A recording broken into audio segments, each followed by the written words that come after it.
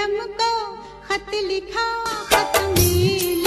दुपट्टा खींचकर तूने मेरा सर नंगा नहीं किया, नागिन का पिटारा खोला है। दुश्मन न करे दोस्त ने वो काम किया है। जाकर देख ले अपनी कुंडली, तेरी मौत पारों के हाथों लिखी है। तुम्हारे बिन जीना लगे घर में, जाने कैसे कब कहाँ इकरार हो गए।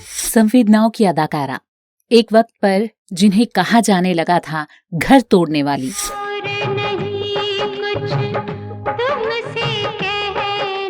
राजकुमार को लेट कर मेकअप कराते देख इस अदाकारा ने भी लेट कर की थी मेकअप कराने की जिद। अमिताभ को एक अनहोनी के लिए किया था इन्होंने आगाह। जी हाँ, गोल्डन एरा विद स्वाति में हम बात करने वाले हैं बॉलीवुड में अपनी अदाकारी और सादगी के लिए पहचान बनाने वाली अभिनेत्री स्मिता पाटिल की।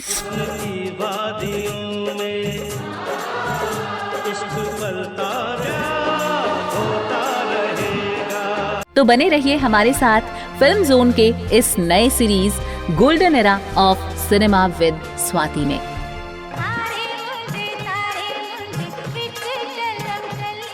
बेहतरीन अदाकारी के लिए उन्होंने राष्ट्रीय पुरस्कारों से लेकर तमाम अवार्ड्स अपने नाम किए थे।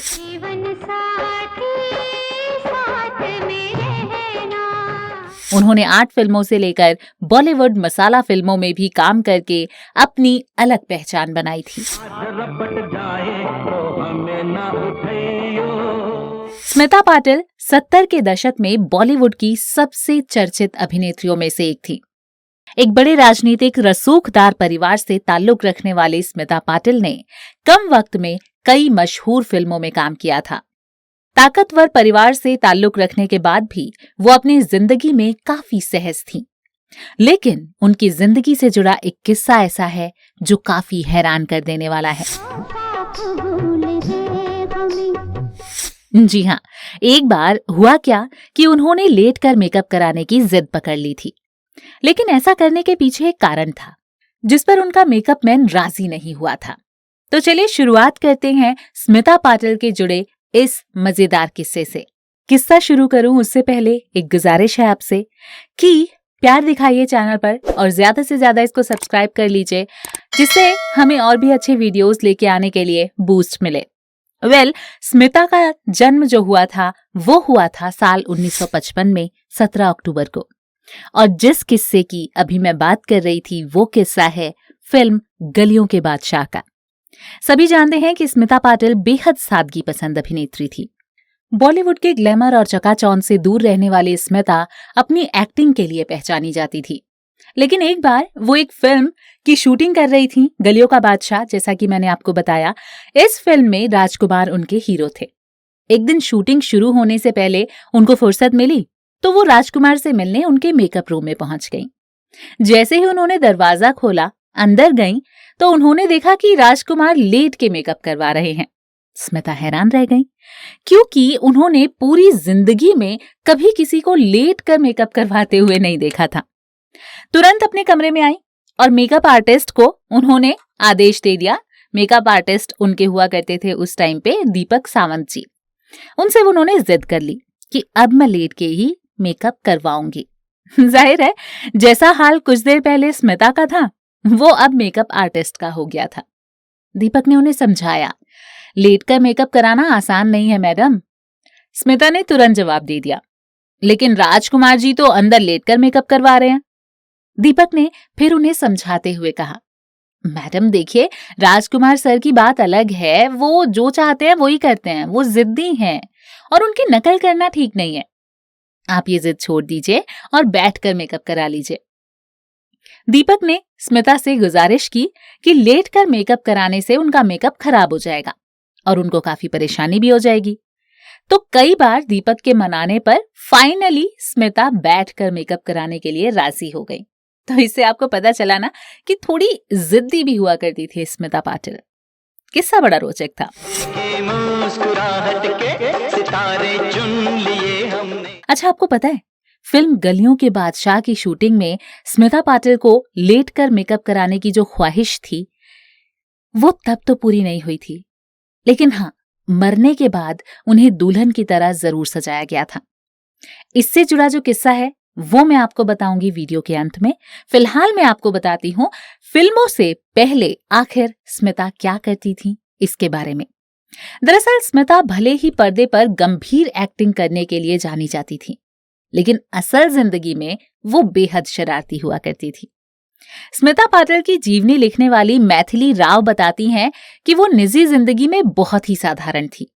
उनके अंदर ऐसी कोई चाहत नहीं थी कि वो बहुत बड़ी स्टार बने। जिंदगी के प्रति गंभीर होने के साथ साथ वो बेहद शरारती थी, बहुत मस्ती किया करती थी। उन्हें गाड़ी चलाने का बड़ा शौक था और यही कारण है कि 14-15 साल की उम्र में ही उन्होंने चुपके से ड्राइविंग सीख ली थी। स्मिता पाटिल महाराष्ट्र के मुख्यमंत्री शिवाजी राव की बेटी थी। एक्ट्रेस बनने से पहले वो सामना में समाचार वाचक के रूप में काम किया करती थी। कहते हैं कि उन्हें जीन्स पहनना पसंद था और समाचार वाचक को साड़ी पहनना होता था। इसलिए वो क्या करती थी कि वो जीन्स के ऊपर साड़ी लपेटकर चली जाती थी। आपको पता है, बेहद कम उम्र में और कम समय इंडस्ट्री में गुजारने के बाद भी स्मिता पाटिल को साल 1985 में पद्मश्री पुरस्कार से सम्मानित किया गया था। मरमर की हाय, कोई मूरत हो तुम। इसके अलावा उन्हें 1977 में भूमिका के लिए राष्ट्रीय पुरस्कार और राष्ट्रीय फिल्म फेयर पुरस्कार से भी सम्मानित किया गया था। 1981 में चक्र के लिए बेस्ट एक्ट्रेस फिल्म फेयर पुरस्कार से भी उन्हें सम्मानित किया गया था। जी हाँ, भले ही स्मिता पाटिल का फिल्मी सफर मात्र 10 साल का रहा, लेकिन इन्होंने काम ऐसा किया कि आज भी उसकी चर्चा होती है। ऐसे ही काफी खूबसूरत किस्से इनकी जीवनी से जुड़े हुए हैं और लोग उसको शेयर करते हैं।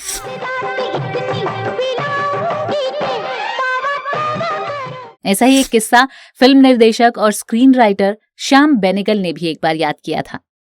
उन्होंने कहा था कि मुझे याद है, जब हम फिल्म मंथन की शूटिंग राजकोट से कहीं बाहर कर रहे थे, तो शूटिंग के दौरान स्मिता पाटिल गांव की औरतों के साथ उन्हीं के कपड़े पहनकर बैठी हुई थी। वहां पर शूटिंग देखने के लिए कॉलेज के कुछ बच्चे भी आए और उन्होंने पूछा कि इस फिल्म की हीरोइन है कहां। अब किसी ने स्मिता की तरफ इशारा कर दिया कि देखो वो रही फिल्म की हीरोइन। तो उन स्टूडेंट्स को बड़ी हैरानी हुई। उन्होंने कहा कि क्या तुम मजाक कर रहे हो? ये गांव की औरत किसी बॉम्बे फिल्म की हीरोइन कैसे हो सकती है? यही खासियत थी स्मिता की। वो जो भी किया करती थी उस रोल में ढल जाया करती थी। वो जो भी कैमरे के सामने करती वही उसका हिस्सा हो जाता था। अच्छा, आपको पता है उनका नाम स्मिता रखने के पीछे भी एक दिलचस्प कहानी है। असल में जन्म के समय उनके चेहरे पर मुस्कुराहट देखकर उनकी मां विद्याताई पाटिल ने उनका नाम स्मिता रख दिया था और ये मुस्कान आगे चलकर भी उनके व्यक्तित्व का सबसे आकर्षक पहलू बना था। स्मिता के फिल्मी करियर की शुरुआत अरुण खोपकर की डिप्लोमा फिल्म से हुई थी, लेकिन मुख्य धारा की सिनेमा में स्मिता ने चरणदास चोर से अपनी मौजूदगी दर्ज की थी और इसके निर्देशक थे श्याम बेनेगल।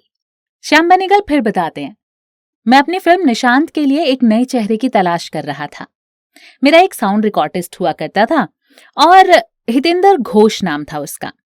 वो स्मिता पाटिल के दोस्त थे।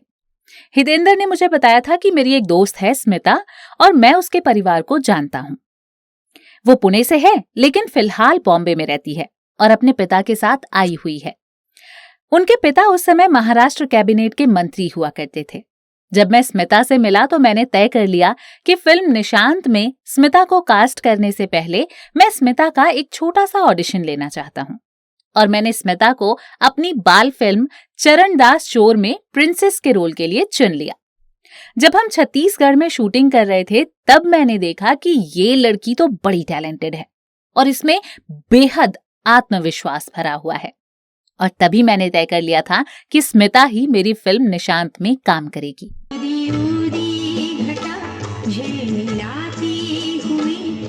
साल 1977 स्मिता पाटिल के लिए एक अहम पड़ाव साबित हुआ था। इसी साल उनकी फिल्म भूमिका आई और इस फिल्म के लिए, जैसा कि मैंने आपको बताया, स्मिता को राष्ट्रीय फिल्म पुरस्कार से सम्मानित किया गया था। भूमिका से स्मिता पाटिल का जो सफर शुरू हुआ स्मिता पाटिल ने अपने छोटे से फिल्मी सफर में ऐसी बहुत सारी फिल्में की जो भारतीय फिल्मों के इतिहास में मील का पत्थर बन गईं। उनकी छाप छोड़ने वाली फिल्मों में जहां भूमिका, मंथन, मिर्च मसाला, अर्थ, मंडी और निशांत जैसी कलात्मक फिल्में शामिल हैं, तो वहीं दूसरी तरफ नमक हलाल और शक्ति जैसी व्यावसायिक फिल्में भी कतार में हैं।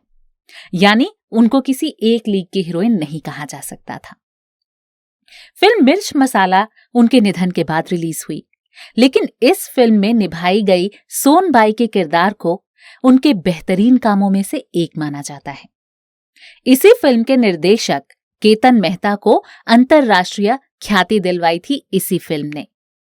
केतन मेहता बताते हैं कि मिर्च मसाला मेरी तीसरी फिल्म थी और जब मुझे पता चला कि मेरी script national film development corporation में अप्रूव हो गई है, तो मैं लोकेशन देखने गुजरात चला गया।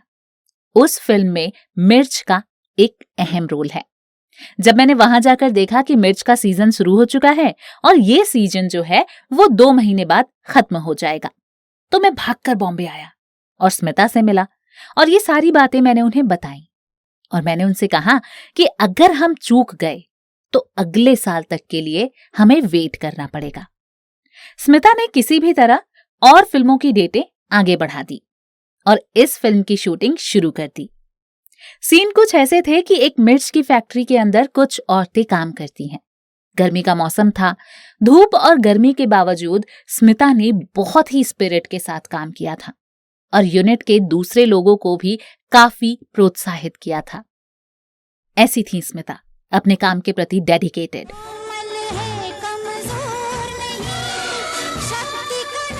अच्छा, स्मिता और अमिताभ से भी जुड़ा एक किस्सा है जो मैं आपको बताती हूँ। दरअसल एक बार सपने में मिला था स्मिता को बिग बी के एक्सीडेंट का इशारा। जी हाँ, इस बारे में स्मिता पर लिखी जो किताब थी उसके लॉन्च पर बिग बी ने बताया था कि मैं बेंगलुरु में कूली की शूटिंग कर रहा था और तभी रात को 2 बजे के आसपास रिसेप्शन पर फोन आ गया। रिसेप्शनिस्ट ने कहा कि फोन पर स्मिता पाटिल है। मैं भाई आश्चर्यचकित रह गया क्योंकि इतनी रात को मैंने कभी उनसे बात नहीं की थी। मैंने फिर भी स्मिता से बात की, ये सोचकर कि कुछ जरूरी काम होगा। स्मिता ने मुझसे पूछा कि क्या मैं सही हूं, मेरी तबीयत तो ठीक है। मैंने हाँ में जवाब दिया। तो स्मिता ने कहा कि उन्होंने एक बुरा सपना देखा था उनके बारे में और इसीलिए वो उन्हें फोन कर रही थी और अगले ही दिन अमिताभ जी का एक्सीडेंट हो गया था। एक तरफ जहां स्मिता पाटिल को उनकी फिल्मों के लिए सराहना मिली, अभिनेता और राजनेता राज बब्बर के साथ रिश्ते को लेकर भी काफी आलोचनाएं इनको सहनी पड़ी थी।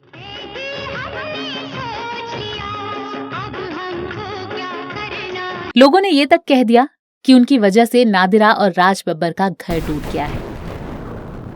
सभी जानते हैं कि स्मिता पाटिल ने राज बब्बर से शादी की थी, लेकिन इसी वजह से उन्हें घर तोड़ने वाली तक कहा जाने लगा था। दरअसल जब स्मिता और राज एक दूसरे के करीब आए तब तक राज की नादिरा से शादी हो चुकी थी, लेकिन स्मिता की वजह से दोनों के बीच दूरियां आ गईं। लेकिन वो न सिर्फ फिल्मों में बल्कि राज बब्बर से अपने संबंधों की वजह से काफी चर्चा में रहा करती थी। मैथिली राव इस बात पर कहती हैं कि स्मिता पाटिल की मां स्मिता और राज के इस रिश्ते के बेहद खिलाफ थी। वो कहती थी कि महिलाओं के अधिकार के लिए लड़ने वाले स्मिता किसी और का घर कैसे तोड़ सकती है। स्मिता के लिए उनकी मां रोल मॉडल हुआ करती थी। उनकी जिंदगी में मां का फैसला बहुत मायने रखता था। लेकिन राज बब्बर से अपने रिश्ते को लेकर स्मिता ने मां की भी नहीं सुनी थी। उनकी मां को इस बात का दुख भी हुआ था कि आखिरी समय में उनका रिश्ता अपनी बेटी से खराब हो गया। प्रतीक के जन्म के कुछ दिनों बाद 13 सितंबर 1986 को स्मिता का निधन हो गया।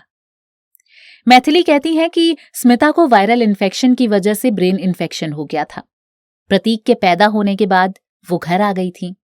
वो बहुत जल्द हॉस्पिटल जाने के लिए तैयार नहीं हुआ करती थी। कहती थी कि मैं अपने बेटे को छोड़कर हॉस्पिटल नहीं जाऊंगी। लेकिन जब ये इन्फेक्शन बहुत ज्यादा बढ़ गया तो उन्हें जसलोक हॉस्पिटल में भर्ती कराया गया और उसके बाद स्मिता के मल्टी ऑर्गन फेलियर होते चले गए। हालांकि राज बब्बर के साथ रिश्ता भी कुछ सहज नहीं रह गया था। स्मिता अपने आखिरी दिनों में बहुत अकेला महसूस किया करती थी। राज बब्बर जब हॉस्पिटल में पहुंचे तो उस वक्त तक स्मिता ने ये फैसला कर लिया था कि वो राज बब्बर से रिश्ता तोड़ लेंगी। अपनी किताब लिखते हुए मैथिली राव को पता चल गया था कि राज बब्बर और स्मिता लिव इन रिलेशनशिप में हैं और राज बब्बर कहते थे कि वो अपनी पत्नी को तलाक देकर स्मिता से शादी कर लेंगे। लेकिन ऐसा हुआ नहीं और स्मिता को वो धीरे धीरे अपने फ्रेंड सर्कल से भी दूर रखने लग गए। मरने से पहले स्मिता ने कहा था कि जब मैं मर जाऊंगी तो मुझे सुहागन की तरह तैयार करना, और हुआ भी फिर ऐसा ही। 13 सितंबर 1986 को स्मिता का निधन हो गया। इसके बाद उनकी आखिरी इच्छा पूरी की गई। उनके शव को दुल्हन की तरह तैयार किया गया और तब जाकर उनका लेटकर मेकअप हुआ था। लेटकर मेकअप करने की इच्छा का किस्सा मैंने आपको बताया ही, जो कि स्मिता पाटिल की आखिरी फिल्म गलियों के बादशाह के दौरान का था। और संयोग देखिए, ठीक 1 साल बाद पहले बेटे को जन्म देने के बाद 13 दिसंबर को स्मिता का निधन हुआ और लेटकर मेकअप कराने की हसरत अब पूरी हो रही थी।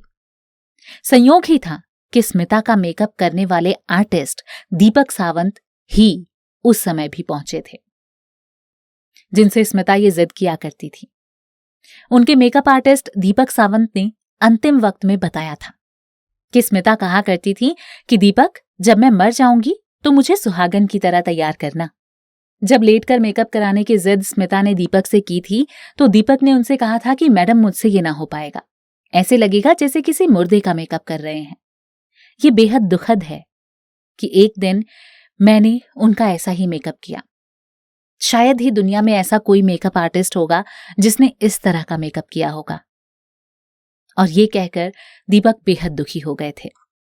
खैर, मरने के बाद उनकी अंतिम इच्छा के मुताबिक स्मिता के शव का सुहागन की तरह मेकअप हुआ और इस तरह उनको अंतिम विदाई दी गई। एक्ट्रेस की अचानक हुई मौत ने सबको हैरान कर दिया था। महज 31 साल की उम्र में उनकी अचानक मौत आज भी रहस्यमयी है। उनकी फिल्मों की तरह उनकी असली जीवन की कहानी भी रहस्यमयी ही रह गई। जन्म जन्म का साथ है तुम्हारा हमारा, आए हैं नचेंगे नचेंगे